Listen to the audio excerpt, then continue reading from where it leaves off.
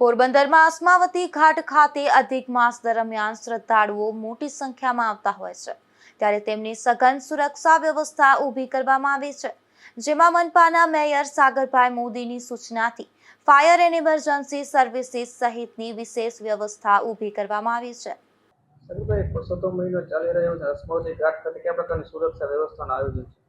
કાલે જ્યારે અમે અધિકારીઓ સાથે મિટિંગ કરી હતી ત્યારે ફાયર વિભાગને સૂચના આપી હતી કે સેફટીના તમામ ઇક્વિપમેન્ટ્સ આપણે ફાયર ડિપાર્ટમેન્ટને કે ત્યાં આપણી પાસે સ્ટેન્ડ બાય હોવા જોઈએ.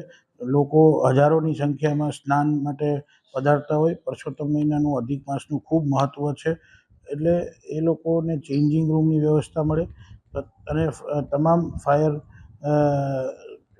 ના સ્ટાફ ત્યાં હાજર રહે અને તરવૈયાઓ હાજર રહે, જેથી કોઈ અનિચ્છનીય બનાવ બને તો ફાયરનો ડિપાર્ટમેન્ટ આપણે લોકોનો બચાવ પૂર્વક કામગીરી કરી શકે.